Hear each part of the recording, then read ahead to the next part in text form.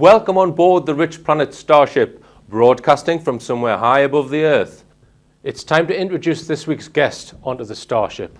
This man has been researching British histories for well over 35 years and has encountered extreme opposition from the academic community. This opposition is mainly from the Church of Rome because of what the research has unearthed regarding Jesus Christ and Christianity. So without further ado, let's activate the teleporter and get him beamed up onto the ship.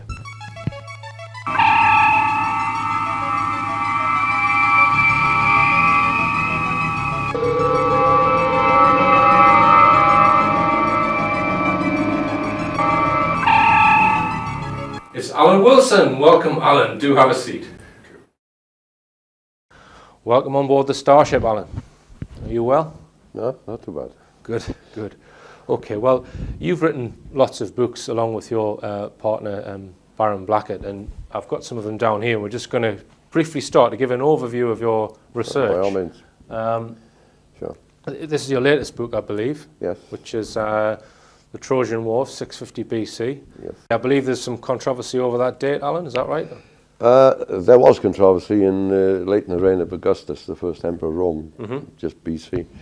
Virgil had produced his Aeneid, and again there was a massive conflict between the Greek dating of 1135 to 1330 odd. Okay. They weren't sure, and the Romans saying that the Trojan War was around 650.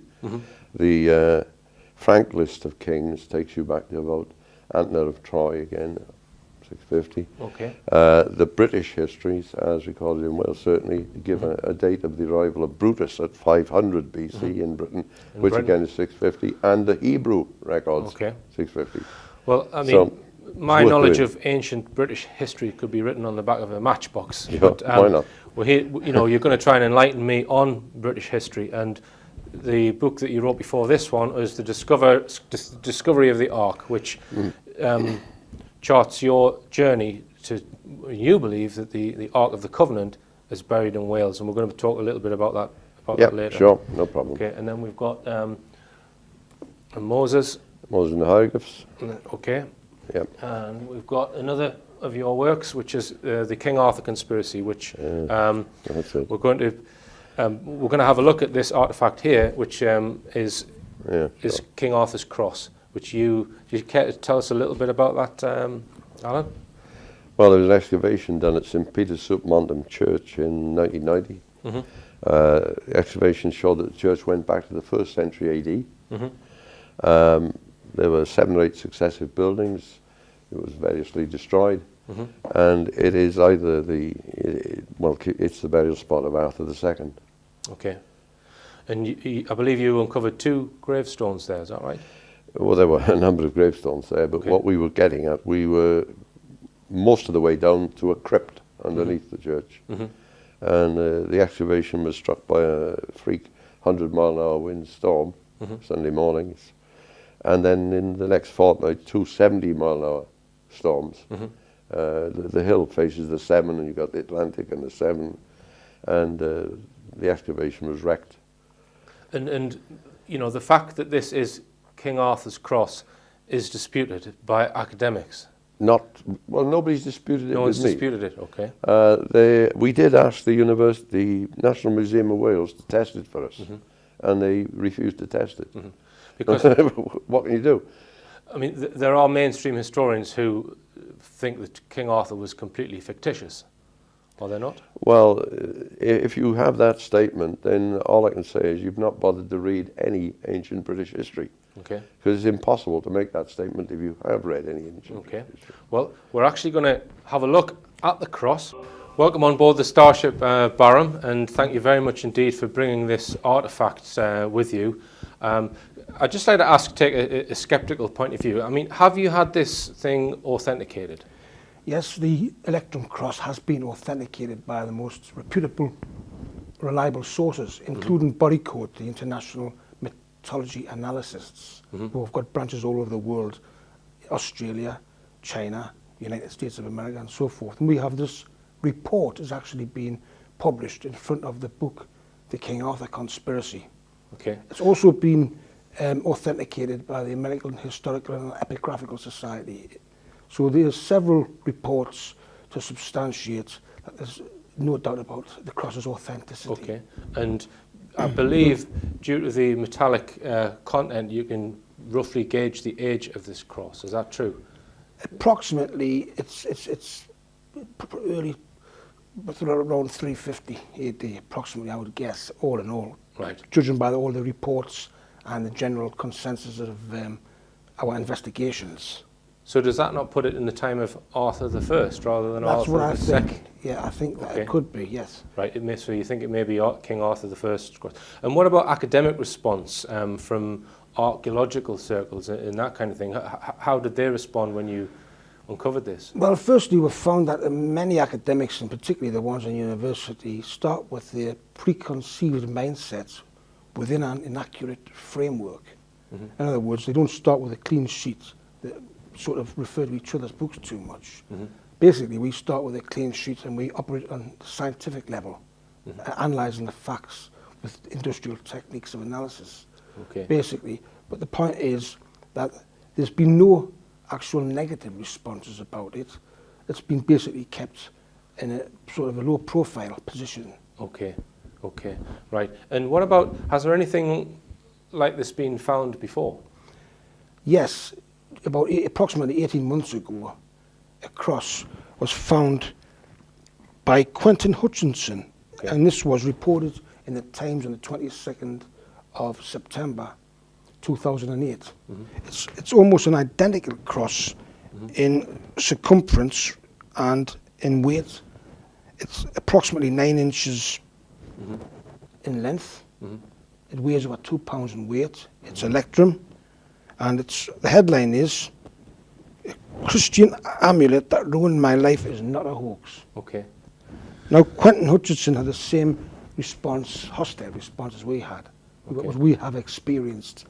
But the point is, these sort of artifacts, in particular the metallic ones, could date anything from approximately 300 AD to 600 AD, 700 AD. So we don't know exactly the date of the cross. Okay. It could be anything ranging from 300 AD to 600 AD.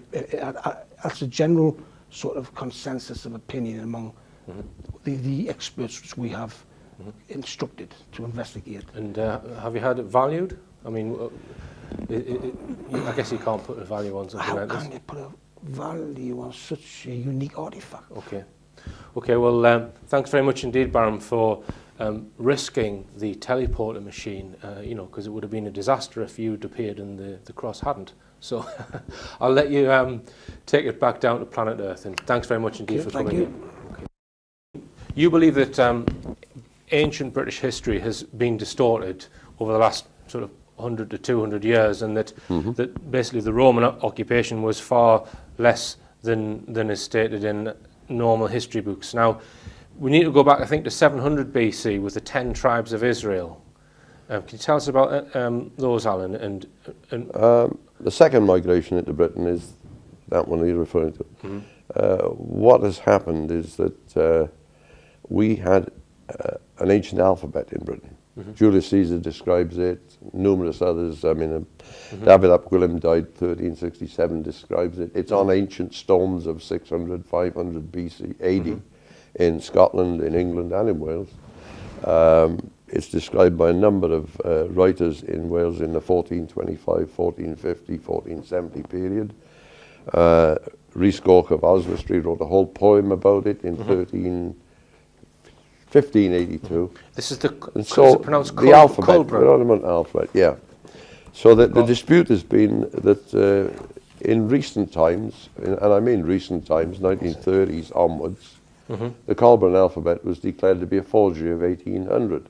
Well, Julius Caesar would have had a job to describe it, and all these others would have had a job to describe it, and it wouldn't be on ancient stones. Okay. It's on one stone in Wales which says Godufan the Exile, and Godufan was a king who was deposed around the year AD 200, and so on. So the authenticity of this alphabet is literally beyond dispute. Okay, so you've compared this alphabet with another alphabet from, basically from the east, from... Well, no, what's happened is in 1797, a writer In 1848, another book was published. 1852, another book was published. 1848, John Williams from Oxford. And in 1906, D. Delta Evans. And they all said, isn't it strange, the ancient British alphabet is virtually identical with ancient Etruscan, Italy, right? And Pelasgian, which means the Aegean and Asia Minor. Okay. So that matches the migration route of the ancient British people. So like the Brits have gone to Australia, New Zealand, Canada, America, they've taken their religion, their customs, their language and alphabet and everything with them. So other people migrating would do the same. Now, Llewellyn Shawn, around 1530 to 1560, preserved the cipher of the alphabet. So we know which symbol is A, which is B, which is C, and so on. We thought, well, it's been said that every alphabet known to mankind has been tried to translate Etruscan. Well, that's not true, because it didn't try British alphabet, and it didn't try the Welsh language. Okay. So we did that. We tried it out. Okay, and one of the artifacts is the Brutus stone from Lemnos, which contains some of this ancient alphabet, which you have compared with the ancient British alphabet and found, you know, basically that it's based on the same thing. And in 504 BC, the migration of some of the tribes of Israel came to Britain. Yeah, what has happened is that the Assyrians knew the 10 tribes of Israel as the Khumri, Khumry. They had been deported from Israel up north into the Armenian area around there. When Sennacherib was murdered, 687 BC, they took that opportunity with a civil war raging in Assyria, and they moved through Turkey, coming west. And the Greeks picked up, and they called the Khumri the Khimmeroi, they would, and the Cimmerians. They got to the Dardanelles about 650 BC. Well, there are inscriptions in this same alphabet right the way through Turkey. Okay. Equally, Austin Layard discovered the archives of the Assyrian emperors, sent 25,000 clay tablets to London, and some of the people at the British Museum said, oh gosh, look, here's the ancient British alphabet on some of the baked clay tablets from the records of the Assyrians. So it occurred to us that the Khumri, the Khimmeroi, are the same people. Because again, it's on the migration trail. And this sort of, you believe that there were no Celts in Britain up until about 1714 then, is that? When they were invented. Right, when the Celts were invented. That's right. Okay. If the British people are Celtic, then all the histories are wrong. Okay. And can be rejected. Right. The same applies to Ireland. And the idea of them being, see, if you dispossess people of their history and you eliminate the history, which has been done, then you have to give them a new identity. Yes. So why not Celts? Okay. Yeah. And you believe that there were basically British kings right the way through the Roman era? Oh, you can prove that. You can prove that, yeah. Okay. The kings started with Brutus around 500 BC, and there are 80 successive Welsh kings, based mainly in South Wales. Right. And Arthur I and II were two of those kings? They were two of those kings, yeah. Okay. Okay, Alan, well, we're going to go for a short break now. It's all fascinating stuff, so join us soon after this short break. Welcome back on board the Starship, and we're talking with historian Alan Wilson. And we were talking just before the break, Alan, about the 10 tribes of Israel. And we said that, or, you know, in your books you've described how they came to Britain from Lemnos. Now, is there any evidence from before this time of the 10 tribes of Israel? Well, around 1948, they found the Dead Sea Scrolls. Well, not to everybody. The Dead Sea Scrolls are generally on, I think, papyrus or that type of writing material, and they're in Aramaic, the Aramaic alphabet. But they also found 2 copper scrolls, and the copper scrolls are inscribed not in Aramaic and not in the Aramaic alphabet language. Okay. Now, Jim Michael of Kentucky, researching there, came to exactly the same conclusion as we did in 1994, that it's the Colburn alphabet. Again, right. Okay. And so you got the Colburn alphabet in Kentucky, found by Michael in Kentucky. I went out to see him, went to a Baptist seminary there, had a look at good pictures, and it's the Colburn alphabet. what has happened is that if you look at them, these copper scrolls, they have been sliced up to get them unrolled, but there are holes all along the top and holes all along the bottom. So once upon a time, they were flat plates nailed to a wall, and someone must have ripped them from the wall because there are tear marks from the holes, top and bottom, rolled them up and put them in this clay jar or whatever. Yeah. Because otherwise you wouldn't do it. Now, we think, therefore, it's been ripped off a temple wall or something. But they do read into the Welsh language. So it's the same as Etruscan. You take the Etruscan or the other symbol, you put the modern letter underneath, because we've got the cipher, thanks to Llewellyn Shawn, and then you look up a Welsh dictionary and you got the word. And you can read the copper scrolls. So you're right back there. Further back, a large wrapping sheet, they call it the shroud, is now in it's in Yugoslavia. Right. And this shroud, the Zagreb shroud, about 30 feet long, 30 inches wide, is inscribed totally with the same Colbran alphabet. Okay. So it goes right back into Egypt. Right. Fascinating. Okay, now another one of your books, Alan, is the discovery of the Ark of the Covenant, and you know I'm fascinated by that because you've uncovered various pieces of evidence which basically chart the path of the Ark of the Covenant from, you know, the Middle East over to Britain, basically. Can you explain what evidence you have and what makes you believe that it's in Britain? Well, when we were doing the Etruscan stuff, we did little cups and vases with little words and little phrases on and all sorts of artifacts. And then we moved up to sentences written where there's a statue and a bit writing on it. Or in the Etruscan tombs, there are frescoes on walls and a little bit of writing here and there. And then we moved up to the big, they call them Ciphuses, it's a C-I-P-P-U-S, keepers. And they're great big slabs with inscriptions, and we went along further and we found things. There's one big bronze tablet, which would be enormously expensive bronze, you know, and it's got 3 sections of writing on it. And in it, it tells how the people are in a place where they're not happy, and there are great storms and pestilences, so they leave and they follow a little cabinet riding in a cart. You see? And they come to a place where they are happy. I'm paraphrasing it, obviously. Yeah. Then the second time they are taken away from where they're happy to a place where, again, they're unhappy. And again, they follow the little cabinet that rides in the cart. You see what? And they are now in a place where they don't want to be. And then the third section tells how they take off. This is the phrase, they take off again, right? And they go away from this place where they're unhappy, and they follow the little cabinet in a cart until they come to a seashore, and they take ships and go where they are now. Okay. Well, we take that, because there is a migration of this sort from Asia Minor recorded by Herodotus, going to Italy, you see. Okay. A big migration. And we take that as the journey from Egypt to Israel. Second, the deportation between 740 and 702 by the 4 to 5 successive Egyptian emperors, Tiglath-Pileser, Shalmaneser V, Sargon, Sennacherib, so on. They deported hundreds of thousands. I mean, one deportation, 200,000 people. Is this the 10 tribes? Took them up north, deported them, leaving only the 2 tribes. Okay. And so that's the second section. And the third section is where Sennacherib is murdered by 2 of his sons, civil war erupts in Assyria, and they take their chance and head off through Asia Minor, through Turkey. And they go to the Dardanelles area, they take ship, and they go to Italy. Okay. Half the people go, according to Herodotus. Okay.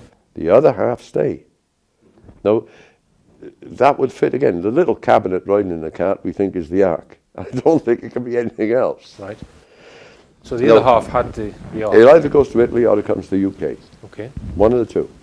Right. Now, if you live in Cardiff and you've got interest, certainly when I was young, there's a North Cardiff legend or story, folk tale, call it what you will.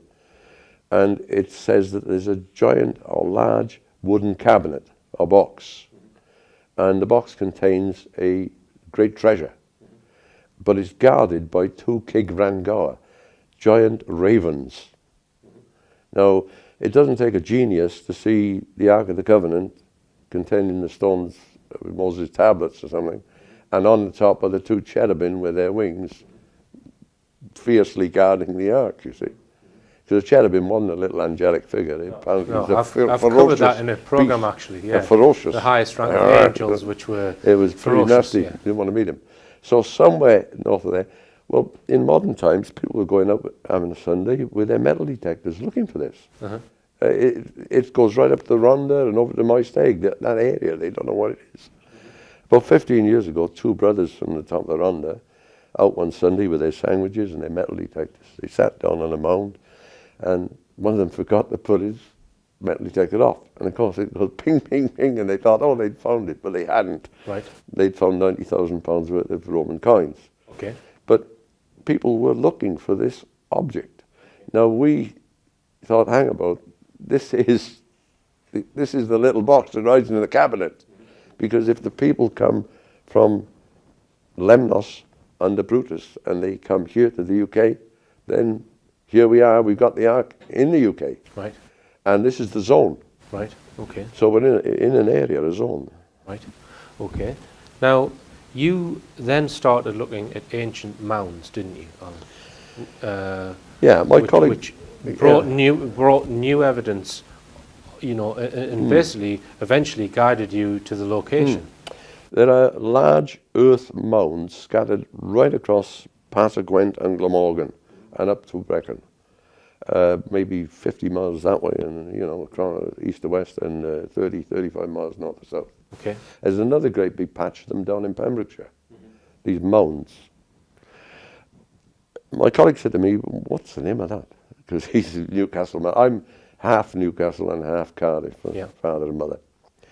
And I said, oh, bloody, it means ferocious warrior. Right. And I started thinking, hold it, you know. And I said, that's what the ancient Egyptians and the ancient Arabs and the Hebrews called constellation of Hercules. Okay. See? Forget the Romans, forget the Greeks, leave them out of it, because they're misleading. The concentration on them is wrong. Right.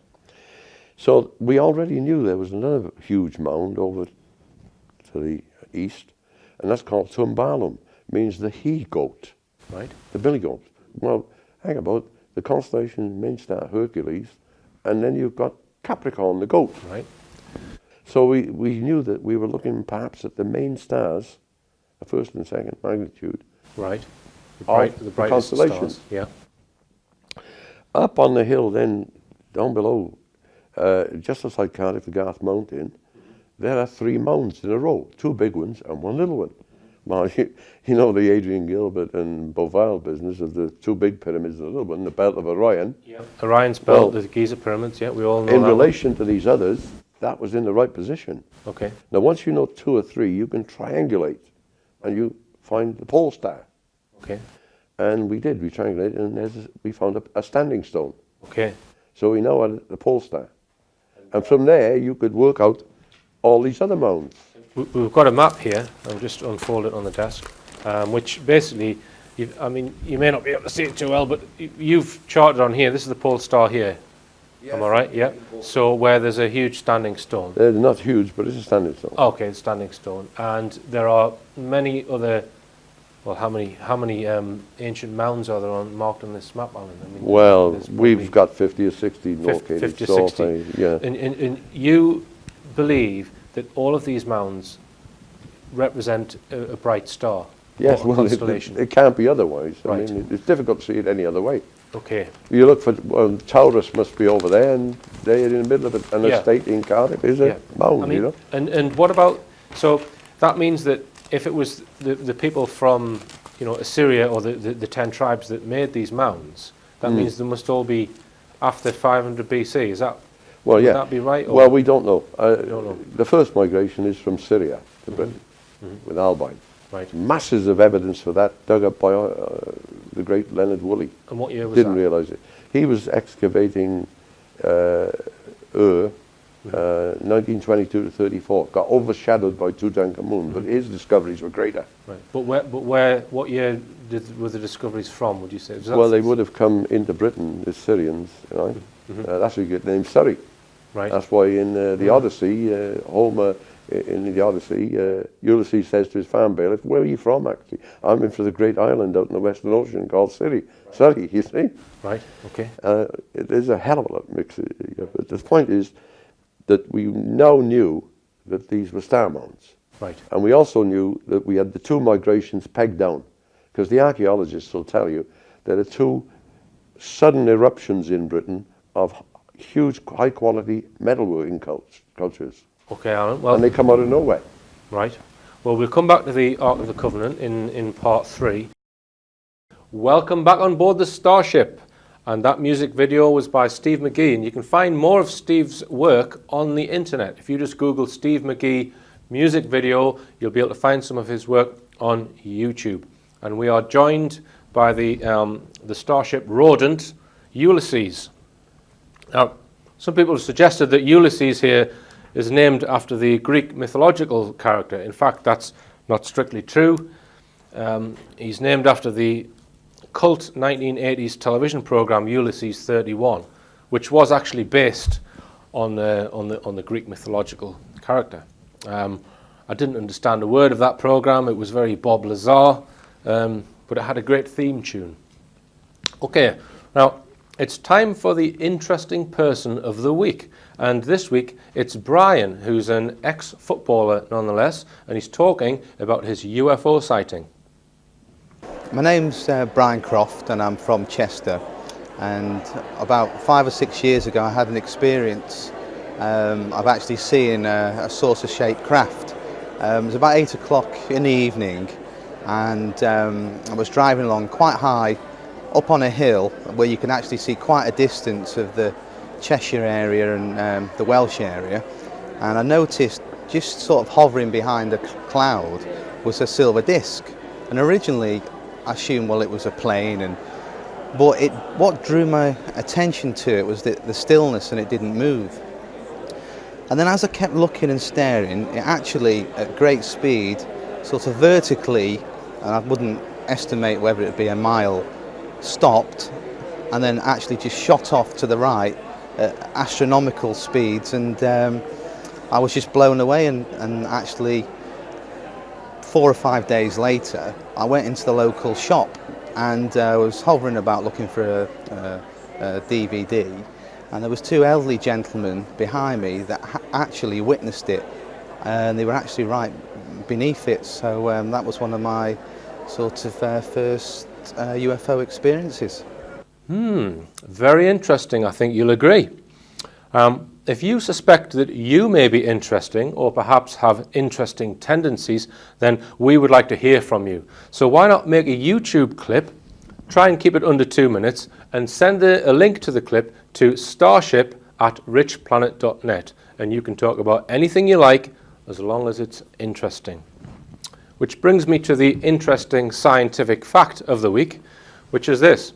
If you could drive your car in a straight path from the surface of the Earth directly upwards, you would arrive here in space in just over an hour. Okay. Do you have any pets, Alan? No, we've got the 2 dogs, but they're not pets. Yeah. They're not pets. I've met Alan's pets. Yeah. 2 Rottweilers. You've still got both your hands, have you? Yeah, I've still got both my hands. Yeah. I don't think we'll be introducing Ulysses to your pets. No, I don't think so. Okay. Right. Okay then.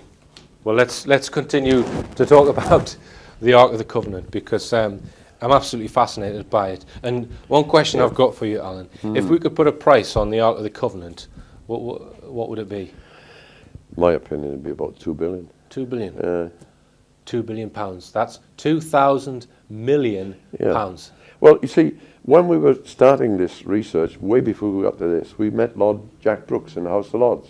He said, if your research is on the Arthurian side are right, you could create a tourist industry in South Wales, he said, of at least 20,000 jobs. Now, I think we can create an industry of far more than 20,000 jobs. And it's not like a factory. You can't take it away and put it in India or somewhere. It's there for good.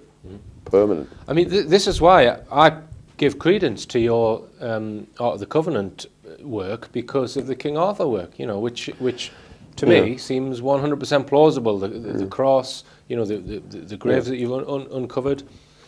I mean, I think we should take a little bit of a look at the method that you used to locate the exact location, which was, we were talking before the break about the star maps. So you believe that these ancient mounds they're built in the pattern of constellations. Yeah, they can't be otherwise. I mean, in the West Wales map, you've got the complete W of Cassiopeia, you've got the scepter of Sisi for three in the bend. You know, there's so much of it, indeed, of Hercules, and you've got Perseus the robber, and they're set out so precisely. In the mounds. Yeah. It's difficult to see any other explanation. Have you got any thoughts as to why the ancients used to do that? I mean, these mounds would take a long time to build. They're not little things. These I are mean, not some of them are 40 metres high, aren't they? Some of them are huge. Some are huge. Yeah, vast. So nobody really knows why they would do that. You know, just that they did. Well, I think they knew a little bit more about what's up there than we do. Right. I think they knew a bit more than we think they did. So the actual constellation that you thought that the Ark of the Covenant would be buried at is. Well, it's got to be within a zone, within the encompass of the entire system, right? Yes. And we think that zone is north of Cardiff, the Rhondda. That's the area where it's always been traditional about this chest. And it's the constellation of Leo. Well, we thought Leo, being the lion, was the emblem of Judah. Jerusalem was in Judah. That's where they had the temple. That's where they put the ark and so on. So we thought that was a good bet. So it was really a matter of finding the star Regulus, which is the biggest. There are two first magnitude stars in Leo. One is Denebola, one's Regulus. So we wanted to say where on the map and Regulus. And there's a vast mound where Regulus should be, a vast mound. Yeah, I had a look at that last night huge. on Google Earth. Yeah. And it's a place called Unis, is that? Unis. It's a huge mound, isn't it? I mean, how big is it? Well, it's a mound on top of a hill. Okay. And so you've got about a 60 feet addition, maybe 4 or 5 acres. Right. And, you know, it's quite a small object, 2 foot by 4 foot, the Ark of the Covenant. So you kind of did a survey and found various things within the mound. Is that right? Well, no, what we did first, we located that there were 4 sumps along the north side. Right, sumps. Which I think I would describe them. Describe them now. It's like a bowl-shaped depression.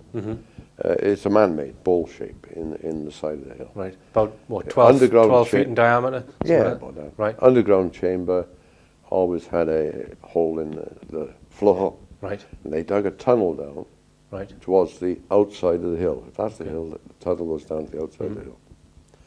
So water coming into that chamber would run down the drain. When it got to underneath the bowl, the shaft would be underneath the bowl. They would make a little tick hole horizontally. So water would come down and have to flood upwards, stop it eroding anything away. So that little shaft would be filled with white stones of 3 types. And if for some reason or other no weeds grow in it, and you find that you've got this plug hole in each one, probably about 18 inches or more wide. Right. So these stones are a special type of stone which the chemical composition must kill the weeds or stop it from growing. Well, samples were taken to the National Museum and to a university, and the geologist established that these stones come from Cornwall, 300 miles away. So they knew what they were doing. Right. And the whole purpose of these things is to keep whatever is inside there dry. Dry. That's right. That was the purpose. Right. So we knew roughly from where the sumps were, where the chambers might be. Okay. And on the south side of the hill, looking down at Google Earth again, thank you Google, were tram lines. Right. Not starting from the top of the hill, but about a third of the way down. And we went round there and there was a lot of rubble going where if you dig a tunnel in somewhere, you throw the stuff out, it's going to roll straight down the hill, tram lines. Right. So someone had created a tunnel. So we knew where the tunnel was and where the sumps were, and we made a pretty accurate guess that there was a band of area between a certain zone that was worth looking at. Right. So you then got...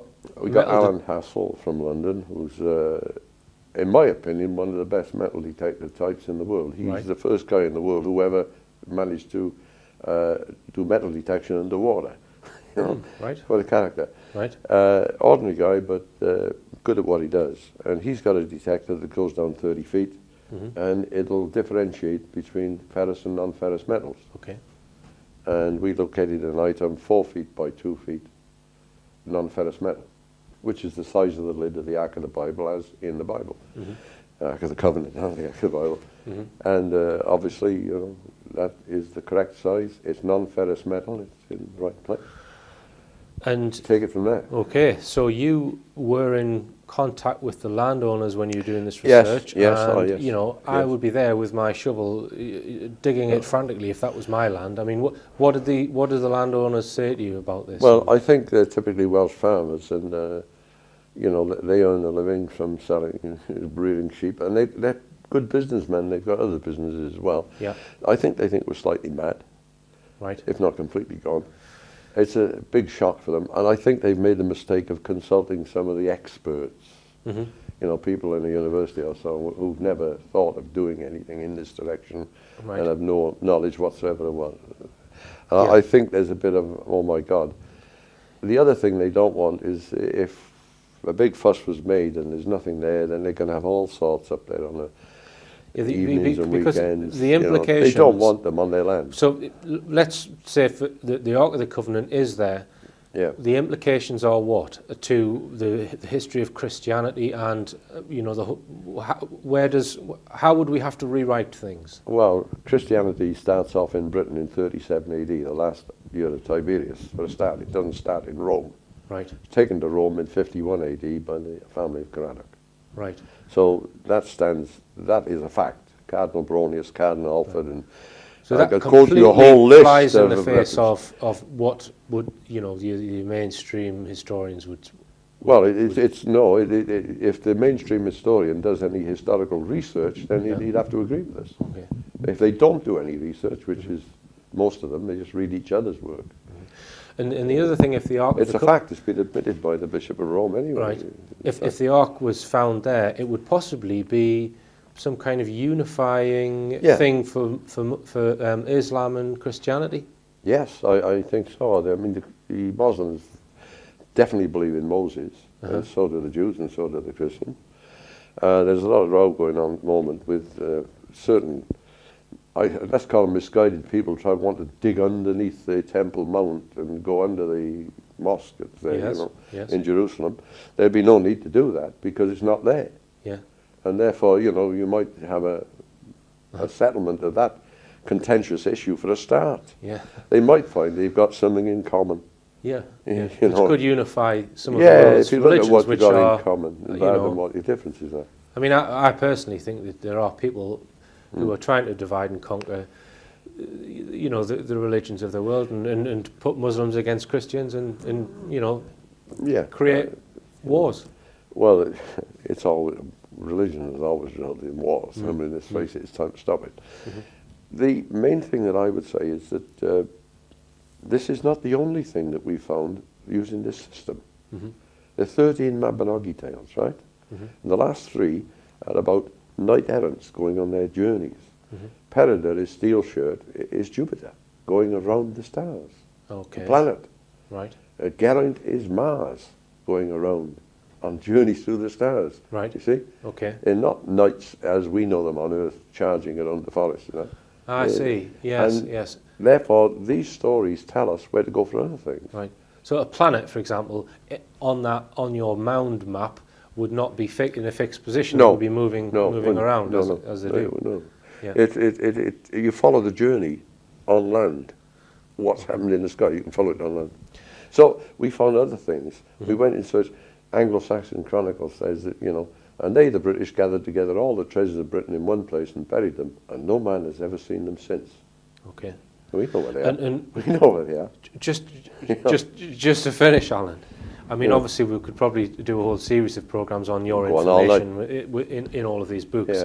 Yeah. You know, would somebody not have perhaps dug that thing up behind closed doors if after you've revealed the location, or do you think it's still there? Oh, it's still there. And so, what are the likelihood of it being dug up, or do you think it's the lid's been closed on this? Or I think the government has to take a hand. I think authority has to step in. okay, Firstly, if just for job creation, if just for wealth creation on a permanent basis in a depressed area. it would revolutionise the tourism industry of Wales, wouldn't it? In 1986, we had the unedifying sight of two large coaches going around parts of Wales, full of politicians and bureaucrats and about 12 Japanese gentlemen, Right. who said, give us 150 million pounds of your money, we will build a factory with it and employ 5,000 people, Right. make motor cars. In the event, the factory went to Sunderland, not to South Wales. Right. Right. Now, and it only ever employed 3,000. Right. We haven't asked them for a cent. Right? And we'll create thousands of jobs. All we're asking them to do is dig a hole. Yeah. Now, there's a big difference, you know. Yeah. It's just blows my mind that they won't look at that and take you seriously, Alan.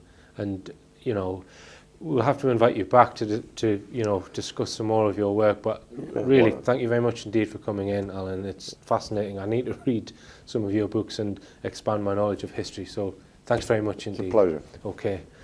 Right, and just a quick announcement before we go. We're possibly looking at having a studio audience for the Rich Planet Starship. So if you want to be beamed up onto the craft, if you let us know by emailing starship@richplanet.net. And just a quick word to keep your eyes on the skies, your feet on the ground, and tell all your friends about this show.